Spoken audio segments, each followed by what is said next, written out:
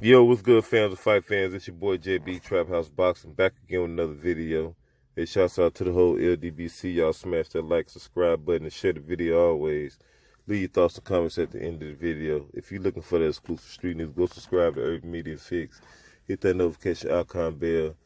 Also, go subscribe to Fanai International so you don't miss this OG boxing talk every Sunday morning, 9 o'clock a.m. Eastern Standard Time. That's where you will find your boy Trap House Boxing. Also, you can tune in so you can listen to me and my other co-hosts on the panel, which is the legendary Sugar Curtis Anderson, Blood Boxing, Fanai International, and the singing OG KQKC. So you make sure you do that so you don't miss us, man. It's classic every Sunday, fireworks. So go tune in. All right, so also, and if you want to donate to the channel, you can, the link in the description box for the Cash App link or the my Cash App information is JB7474. So if you want to, that's cool. If not, whatever.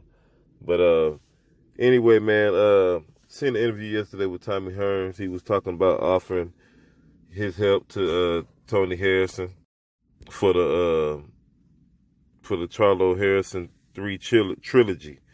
And I just came to get my thoughts, and my opinions on the whole idea and et cetera, et cetera. So let's talk about it, man. I thought it was interesting. He was at the fight, apparently. Good scrap, man. For those who didn't miss it, man, y'all must go back and catch this fight, man. Definitely a candidate fight of the year. I had them picked. I was rooting for Tony, but it didn't pan out that way. Salute to Jamel Charlo. He came out with the victory.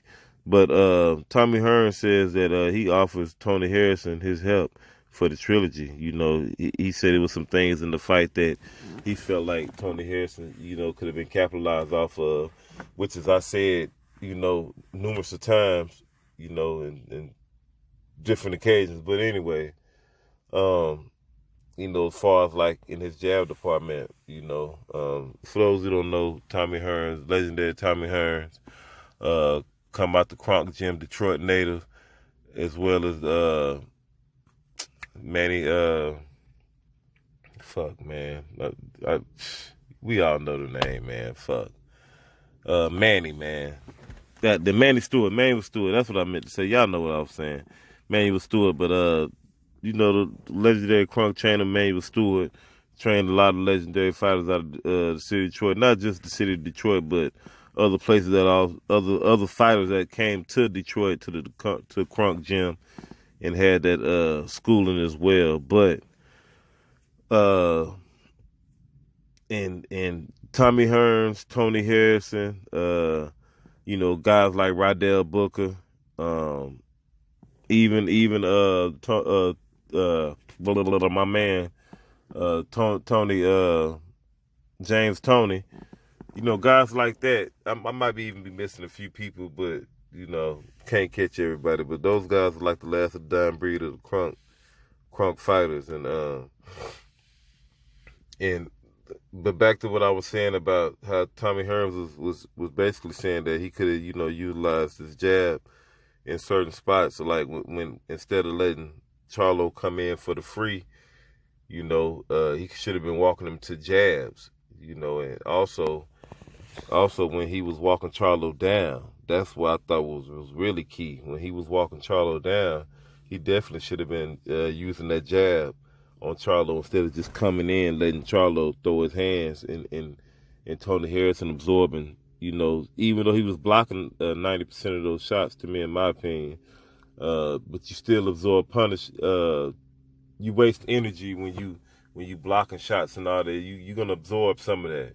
You'll fatigue after a while. And we all know that Tony Harrison don't have the best stamina on top of that. So I just thought that, basically with Tommy Hearns was saying that, in spots, when Tony, well, this is what I'm saying. In spots when Tony, knowing his fatigue issue, right? Like around 6th to the 7th round, when his activity rate went to slowing down a little bit, when he wanted to rest, he should have just been keeping that jab in Charlo's face, because Charlo was letting his hands go a lot And by Charlo letting his hands go, he after Charlo work, he's still keeping that jab in Charlo face, 3-4 times. After Charlo let his hands go, Charlo's gonna have to work that much more hard on defense after he just have a hell of a lot of output on offense. And that would help, it would help Tony's stamina as well, allow him to rest more, and it'll help, drain Charlo's energy as well, because he was already landing good left hooks to the body. But Tony Harrison was starting to fall in love with those left hooks to the body, like I was saying. He could have just been sticking the jab on Charlo, and he should have been throwing the right hook to the body. Make Charlo stop trying to move around to his left, because Charlo was on his back foot moving around to his left, trying to get away from the left hook to the body. You know what I mean? But like I said though, man, it is what it is in that fight. We could say whatever. Tony didn't do it. I know he's feeling bad about himself. He didn't pull the victory out. But let's talk about the trilogy, though. A lot of people saying they want the trilogy. I'm actually surprised that most of the people in the boxing world say they cool with it. Some people, most of the time they be like, nah, I don't want to see another trilogy. But I'm actually surprised that mostly I only heard maybe about 1 or 2 people probably that said, I don't even think they said that they didn't want it. I think that they said that not right now. Now the only person who said they didn't really want it right now was Charlo. He said he off the big and better things, which is I already kind of figured that. But to me, in my opinion, I think that the trilogy, if and when the trilogy does happen, I don't think that it'll happen at 154, to be honest with y'all. I just don't think so. I think that the trilogy had to happen at 160. And I think that it's time for Tony Harrison to move up to 160 middleweight. I think that that could be a problem for his stamina as well. That could be a problem where he might not be absorbing shots that well on top of that, because Tony Harrison's about 6'1.5", 6'2". I mean, that's pretty big for a damn junior welterweight. You understand what I'm saying? That's pretty big. A junior middleweight or whatever you want to call him. But and just his frame alone, I think that the other 6 more pounds may help him. A lot of people might say, "Oh, he don't got the power to keep the 60 pounders off of him." Man, shut up. This dude got elite level of boxing skills. He got some of the best boxing skills in the game. Top, to me, top 5, 3 or 5 easy, in my opinion, just as far as skill wise. This type of style I like. You know what I mean? I always been consistent on what I thought about Tony Harrison and his boxing skills. My resume speaks for itself. You can check. Every time I talk about him, it's the same thing. But I think it'll be at 160, man. I don't think that Tony Harrison is gonna want to scrape and scrum from at 154. It's too much of a tough division for him to be,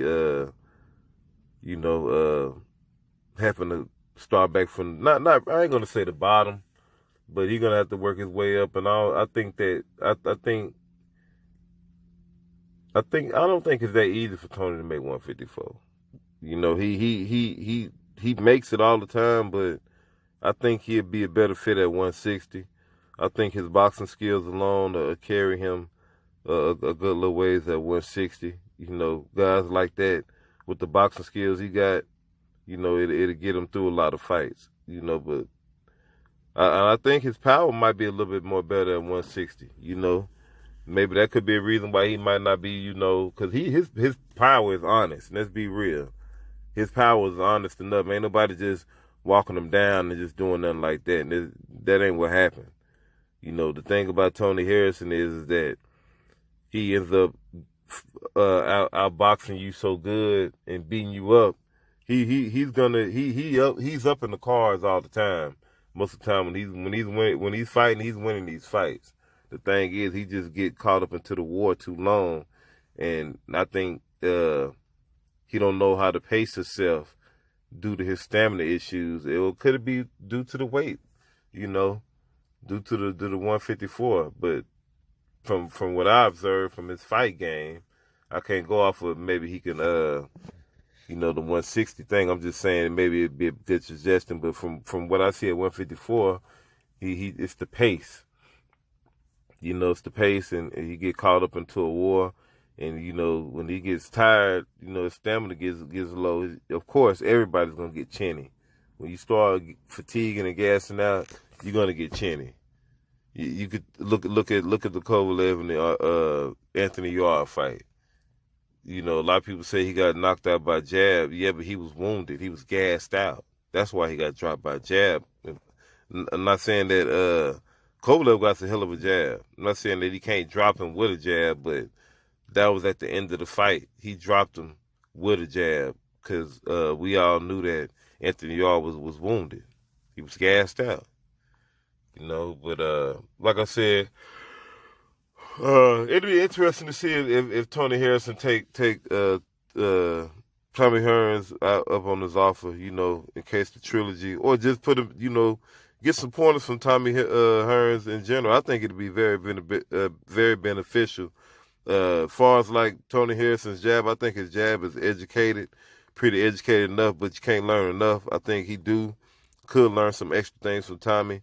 I don't think that the lack of education of the jab was, well, you can't say that because if it was, he would have been using it at that time. You know, he did deviate from the jab when he's supposed to have been using it, walking him down. So I gotta agree with that. But I'm gonna say that he got some good jab, Tony Harris. He got a good snappy, one of the best jabs to me in the game.